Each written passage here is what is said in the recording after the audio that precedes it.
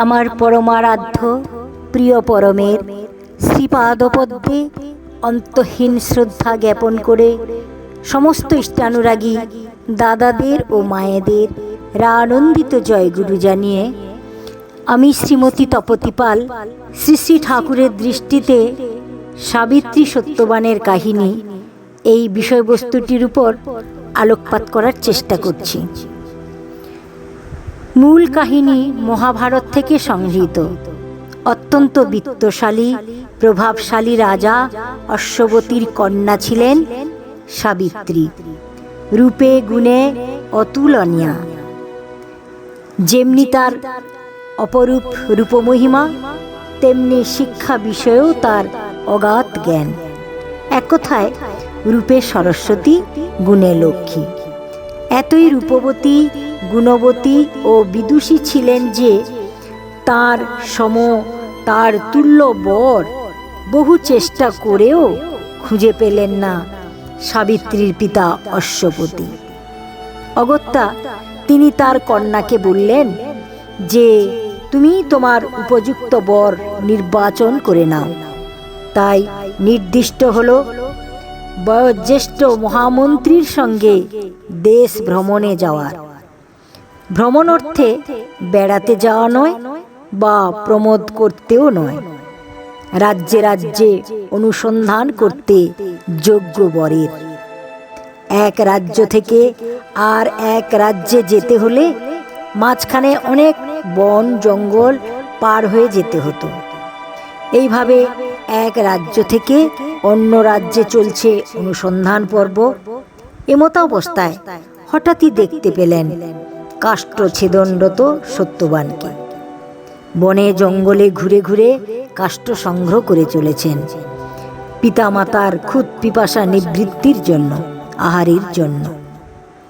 ওখান থেকেই সাবিত্রী ফিরে এলেন পিতার নিকট। এসে বললেন, সত্যবানকেই আমি পতি হিসাবে নির্বাচন করেছি। তখন পিতা অশ্বপতি রাজ জ্যোতিষী দিয়ে সত্যবানের ঠিকুজি কোষ্ঠী বিচার করালেন। বিচার করে জ্যোতিষী ঘোরতর আপত্তি জানালেন, কারণ সত্যবানের আয়ু মাত্র 1 বৎসর। তার উপর অত্যন্ত দরিদ্র, দুস্থ, জঙ্গলে জঙ্গলে কাষ্ঠ আহরণ করেই জীবিকা নির্বাহ করে। অপরপক্ষে সাবিত্রী রাজকন্যা, বিত্ত বিভবে ঐশ্বর্যে ভরপুর। সুতরাং এই বিবাহ সম্পূর্ণ অসম্ভব। দৃঢ়চেতা সাবিত্রী পিতাকে বললেন, অন্য কোনো পুরুষকে বিবাহ করা আমার পক্ষে সম্ভব নয়, কারণ আমি মনে মনে সত্যবানকেই প্রতিরূপে বরণ করে নিয়েছি। তাই আমি দ্বিচারিণী হতে পারবো না। অগত্যা সেই অল্পায়ু, ক্ষীণ, দরিদ্র সত্যবানের সাথেই বিবাহ দিতে বাধ্য হলেন। সত্যবান সাবিত্রী বিবাহ বন্ধনে আবদ্ধ হলেন। জ্যোতিষীর বিচার অনুযায়ী বিবাহের 1 বৎসর পর সত্যবানের মৃত্যু হল। যমরাজ দেহ নিয়ে যাওয়ার জন্য এলেন, কিন্তু সাবিত্রীর কথার জালে এবং যুক্তিতে হার মেনে তিনি ফিরে গেলেন। সেই সঙ্গে সাবিত্রীর কথায় সন্তুষ্ট হয়ে তিনটি বর দিয়ে গেলেন। প্রথমত, মৃত স্বামীর জীবন ফিরিয়ে দিলেন। দ্বিতীয়ত, হারানো রাজ্য ফিরিয়ে দিলেন। তৃতীয়ত, শতপুত্রের জনক জননী হওয়ার বর দিলেন। এই কাহিনীতে সম্পূর্ণ অসঙ্গতি, অবাস্তবতা ও অসম্ভবতা পরিলক্ষিত হয়। সাবিত্রী প্রতিষ্ঠিত রাজার কন্যা, অত্যন্ত বিদুষী, সুন্দরী, শিক্ষায় সহবতে কোনো অংশে কম যায় না। তথাপি দুস্থ, স্বল্পায়ু, রাজ্যহারা সত্যবানকে পতি হিসেবে নির্বাচন করেছিলেন। পূর্ব প্রণয়ও যে ছিল তাও তো নয়। আবার যমরাজ বয়স্ক প্রাজ্ঞ ব্যক্তি হয়েও এক অল্প বয়সী কন্যার কথায় জালে ও যুক্তিতে হেরে গিয়ে একটা নয় একেবারে তিনটে বর দিয়ে বসলেন। এ অতি অসম্ভব ও অবাস্তব ও অসঙ্গত। কিন্তু শ্রী শ্রী ঠাকুর অনুকূলচন্দ্রের দর্শনে সাবিত্রী সত্যবানের কাহিনী অসঙ্গত নয়, আবার অসম্ভবও নয়। শ্রী শ্রী ঠাকুর আদর্শ নারীর যে অনুপম চিত্র এঁকেছেন, সাবিত্রী তার মূর্ত প্রতীক, মূর্ত রূপ। শ্রী শ্রী ঠাকুর বলেছেন, মেয়ে বরে বরণ করে সেই বিয়েতে সমাজ বাড়ে। বর কথাটার অর্থ শ্রেষ্ঠ, বরণীয়, সর্ববিষয়ে শ্রেষ্ঠ। শ্রেষ্ঠ পুরুষ তবে কে? পুরুষ শ্রেষ্ঠ তখনই যখন হয়ে সে ইষ্টপ্রাণ, মাতা পিতা পড়শির সেবা করিবে নিয়ত, রাখিবে মানির মান। তাই তো সাবিত্রী সত্যবানের রূপে মুগ্ধ হয়নি, তার গুণে মুগ্ধ হয়েছিলেন। রাজ্যে রাজ্যে ঘুরে ঘুরে তিনি অনুসন্ধান করে জেনেছেন, অন্যান্য রাজপুত্রা যখন বিত্ত বিভবে বিলাস ব্যসনে গা ভাসিয়ে বেড়াচ্ছেন, সুরাপান করে চলেছেন, বৃত্তি অভিভূতিতে লিপ্ত থাকছেন, তখন সত্যবান তার উৎস তার পিতামাতার জন্য কঠোর পরিশ্রম করে তাদের আহারের জন্য বনে জঙ্গলে ঘুরে ঘুরে কাষ্ঠ সংগ্রহ করে চলেছেন। দয়ালের কথায় বলি, ভ্রান্তি এলো সেই উৎস বিমুখ, চলন বলন বসল পেয়ে যেই। চরিত্র সম্পদে বরিষ্ঠ, বর্ণ বংশ কৃষ্টি কালচারে শ্রেষ্ঠ সত্যবানকে তাই পতি হিসাবে নির্বাচন করেছিলেন। সত্যবান ছিলেন রাজপুত্র, রাজ্য হারিয়ে আপদ্ধর্ম হিসাবে কাঠুরিয়ার কাজ করেছিলেন। গ্রহচক্রের ফেরে তার এই দুরবস্থা। সাবিত্রী তীক্ষ্ণ বুদ্ধি দিয়ে বুঝেছিলেন সত্যবান খাঁটি সোনা, বিশেষ কারণবশত আবর্জনায় ঢাকা পড়েছিল। পরিমার্জন করলে তার দীপ্তিতে জগৎ উদ্ভাসিত হবেই কি হবে। তাই চলল সাবিত্রীর নিরলস প্রয়াস। শ্রী শ্রী ঠাকুর আর্য নারীর যে রূপ দেখতে চেয়েছেন, সাবিত্রী তার মূর্ত প্রতীক। দয়াল বললেন, তোমায় হতে হবে তাই, অর্থাৎ ডান হাতে তার সেবা, বামে সান্ত্বনা, বুকে আবেগ ও অনুরক্তি, মুখে সহানুভূতি, নাসারন্ধ্রে স্নেহ মমতা, শ্রবণে বেদশ্রুতি, মস্তিষ্কে বোধ ও বিবেচনা, চরণে ক্ষিপ্রতা ও কর্মতৎপরতা, সর্বাঙ্গে বৃত্তি নিয়ন্ত্রণ। আবার নারীর দায়িত্ব ও করণীয় সম্বন্ধে বৈদেশিক মনীষী ফ্রেডারিক হ্যারিসন বলেছেন, নারীর প্রকৃত কাজ শুধু সন্তান তৈরি করা নয়, পুরুষগণকে ও সমাজকে শিক্ষিত করিয়া উচ্চতর সভ্যতায় পৌঁছানো নারীরই ধর্ম। ইহা করিবার জন্য নারী বর্ষণ করে তার স্নেহ, সংযম, আত্মত্যাগ, বিশ্বস্ততা এবং পবিত্রতা। সমাজকে জাগ্রত করিতে হইলে পুস্তক লিখিলে চলিবে না, বক্তৃতা দিলে হইবে না। গৃহে গৃহে নারীর দৈনন্দিন জীবনে নারীকেই সে আদর্শ প্রত্যক্ষভাবে দেখাতে হইবে। তার স্বর, তার দৃষ্টি, তার বাক্য ও অপূর্ব মাধুর্য রাশির ইন্দ্রজাল দিয়া। শ্রী শ্রী ঠাকুর নারীর নীতি গ্রন্থে যে 8টি বৈশিষ্ট্যের কথা বলেছেন, তা হল নিষ্ঠা, ধর্ম, সেবা, শুশ্রূষা, সাহায্য, সংরক্ষণ, প্রেরণা ও প্রজনন। যে নারীর চরিত্রে এই 8টি বৈশিষ্ট্যের বিকাশ, প্রকাশ ও স্ফুরণ যতখানি সম্ভব হয়েছে, তার নারীত্ব সার্থক হয়েছে ততখানি, ধন্যা হয়েছে, কৃতার্থ হয়েছে তারা।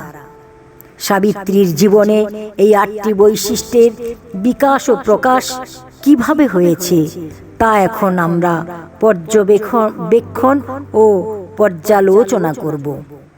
প্রথমেই আসি নিষ্ঠা। নিষ্ঠা মানে নিঃশেষে লেগে থাকা। সাবিত্রী বিবাহের পর একদিনের জন্য বাপের বাড়ি যাননি। বাপের বাড়ির বিত্ত বিভব সমস্ত অগ্রাহ্য করে রুগ্ন শ্বশুর শাশুড়ি স্বামীকে কিভাবে পূর্বাবস্থায় ফিরিয়ে আনা যায় তার জন্য তিনি কোমর বেঁধে উঠে পড়ে লাগলেন, নিরলস প্রয়াস চালিয়ে গেলেন। নিষ্ঠার সঙ্গে সমগ্র সংসারের দায় দায়িত্ব মাথায় তুলে নিলেন। এটাকেই সাবিত্রীর নিষ্ঠার প্রামাণ্য দলিল স্বরূপ ধরা যায়। কারণ এরূপ সংসারে দুদিনেই হাঁপিয়ে উঠতে হয়, কিন্তু সাবিত্রী নিনড়ভাবে লেগে থেকেছেন, পাছে স্বামী শ্বশুর শাশুড়ির কোনো অসুবিধা হয়। এবারে আসি ধর্ম। ধর্ম কথাটা এসেছে ধৃ ধাতু থেকে, অর্থাৎ ধরে রাখা। এই নিরাশার সংসার, হতাশার সংসার, বিকেন্দ্রিক সংসার, ক্ষয়ে যাওয়া সংসারকে সাবিত্রী দৃঢ় হস্তে আগলে ধরলেন। এবারে সেবা শুশ্রূষা। দয়াল বললেন, সেবা মানে তাই যা মানুষকে সুস্থ, স্বস্থ, উন্নত ও আনন্দিত করিয়া তোলে। আর তা হয় না, অথচ শুশ্রূষা আছে, সে সেবা অপলাপকেই আবাহন করে। রাজ্য হারিয়ে, সর্বস্ব হারিয়ে, সর্বস্ব খুইয়ে শ্বশুর শাশুড়ি স্বামী প্রত্যেককেই ডিপ্রেশনে, হতাশায়, নিরাশায় ভুগছিলেন। এই ডিপ্রেশন থেকেই সৃষ্টি হয় বহু রোগের। সাবিত্রী নিরলস সেবা শুশ্রূষা দিয়ে তাদেরকে সুস্থ করে তুললেন। সমানে সেবা করে গেছেন, স্বামীর থেকেও বেশি সেবা করেছেন শ্বশুর শাশুড়ির। তাতে স্বামী খুশি হয়েছেন, ভেবেছেন আমার যে দায়িত্ব তা আমার স্ত্রী পালন করছে। তখন সত্যবান স্বস্তির নিঃশ্বাস ফেললেন, হাঁপ ছেড়ে বাঁচলেন। পরবর্তীতে এই সংসারকে, স্বামীকে সাহায্য করেছেন। সত্যবান যখন কাঠ বিক্রি করে খেটে খুঁটে যত সামান্য ইনকাম করে এনেছেন, তাই দিয়েই সংসার চালিয়ে অতি অল্পের মধ্যে সবার সবটুকু পূরণ করেছেন। কত অল্পে কত বেশি করতে পারিস পূরণ, তা দেখে তুই বুঝবি লোকের যোগ্যতা কেমন। আবার তা থেকে কিছু কিছু সংরক্ষণ করেও রাখতেন এবং তা দিয়ে অসময়ে স্বামীকে সাহায্য করতেন। অসময়ে বলছি, অর্থাৎ কোনো দিন তেমন কিছু আয় হলো না বা অসুস্থতার কারণে কাজে যেতে পারলেন না, এই অসময়ে সেই সংরক্ষিত অর্থ দিয়ে স্বামীকে সাহায্য করতেন। দয়াল বলতেন, সংরক্ষণ মেয়েদের একটা বড় গুণ, মহৎ গুণ, আর এটাই সুগৃহিণীপনার আসল তুক। প্রভূত অর্থ ধনসম্পদ থাকলে তা দিয়ে অনেক কিছুই করা যায়, তার জন্য বাহাদুরি লাগে না। কিন্তু কত অল্পে কত বেশি পূরণ করা যায়, সেখানেই বাহাদুরি, আর তা বাস্তবিকভাবে করে দেখিয়েছিলেন সাবিত্রী। এত প্রাচুর্যের মধ্য থেকে, এত ধনসম্পদের মধ্য থেকে এসে রাজনন্দিনী, রাজার দুলালী কি ভীষণ দারিদ্রতার সাথে, অভাবের সাথে লড়াই করে শ্বশুর শাশুড়ি স্বামী সবার মুখে হাসি ফুটিয়েছেন, বুকে আশার সঞ্চার করেছেন। দয়ালের ভাষাতেই বলি, ভালোবাসার টান কর্মে আনে সবলতা, জীবনে উত্থান। এত কষ্টের মধ্যে দিন যাপন করেছেন, তবু একদিনের জন্য বাপের বাড়ি যাননি। বাপের বাড়ি থেকে সাহায্য এনে দিব্যি সুখে থাকতে পারতেন, তা কিন্তু তিনি করেননি। স্বামীর মুখের দিকে তাকিয়ে, স্বামী যাতে হীনমন্যতায় না ভুগেন, পুরুষ স্বভাবতই পূরণ স্বভাব সম্পন্ন, তা না করতে পারার ব্যর্থতায় যাতে না ভুগেন, তার জন্য তিনি অল্পতেই খুশি থেকেছেন। স্বামী যাতে অবসাদে না ভুগেন, অত্যন্ত সযতনে তা করে গেছেন। ভাবুন কি আত্মত্যাগ! শ্বশুর শাশুড়ির কাছে প্রায়ই শুনতে চাইতেন কিভাবে রাজ্য খোয়া গেল, এই পরিণতির কারণ কি, এবং তাদেরকে সান্ত্বনা দিতেন, আপনারা একেবারেই হতাশ হবেন না, আবার ঘুরে দাঁড়াতে হবে। স্বামীকে বলতেন, তুমি রাজার ছেলে, রাজ রক্ত তোমার শরীরে বইছে, তোমার কৃষ্টিকে, তোমার কালচারকে ভুললে চলবে না, পুনরায় উঠে দাঁড়াতে হবে। দয়াল বলেছেন, ওই অম্লান চেষ্টাই নিয়ে যাবে মুক্তির দিকে। সবাইকে প্রেরণা দিয়ে গেছেন কনস্ট্যান্ট, আর এই প্রেরণাই নারীর একটি মহৎ গুণ। কনস্ট্যান্ট সাইকোলজিক্যাল কাউন্সেলিং করে গেছেন। তারা সবাই হতাশায়, নিরাশায়, অবসাদগ্রস্ততায় ভুগছিলেন, সর্বস্ব হারিয়ে, সর্বস্ব খুইয়ে। আর সাবিত্রী কনস্ট্যান্ট প্রেরণা দিয়ে দিয়ে তাদের অবসাদগ্রস্ততা কাটিয়ে দিলেন। সত্যবানের 1 বছর পরমায়ু কারণ ছিল তার হতাশা, নিরাশা ও অবসাদগ্রস্ততা। সাবিত্রীর প্রেরণায় তা কাটিয়ে উঠে দীর্ঘায়ু অধিকারী হয়েছিলেন। সত্যবান মৃতপ্রায় ছিলেন, মরেও যাননি, আর যমরাজ্যে শতায়ু বর দিয়েছিলেন তাও নয়। সাবিত্রীর প্রেরণার ফলেই সত্যবান নতুন করে সৈন্য সংগ্রহ করে এবং তার মনে আশার সঞ্চার হয় পুনরায় রাজ্য উদ্ধারের। নিরাশার বুকে আশা জাগিয়ে সাবিত্রী সেবা, শুশ্রূষা, সাহায্য ও প্রেরণা দিয়েই স্বামীকে দীর্ঘায়ু হতে সাহায্য করেছেন। এবারে আসি প্রজনন প্রসঙ্গে। তারা প্রজনন করেছেন ঠিকই, কিন্তু তারা যে প্রকৃত অর্থে শতপুত্রের জনক জননী হয়েছিলেন তা কিন্তু নয়। সাবিত্রী বুঝিয়েছিলেন, প্রজারাই তোমার সন্তান সম, সন্তানের মতো করে তাদেরকে স্নেহ, মমতা, ভালোবাসা দিয়ে সুখে দুঃখে তাদের পাশে থাকতে হবে। তাই প্রজাবৎসল রাজা হয়েছিলেন সত্যবান। সেই অর্থে তারা শতপুত্রের জনক জননী হয়েছিলেন।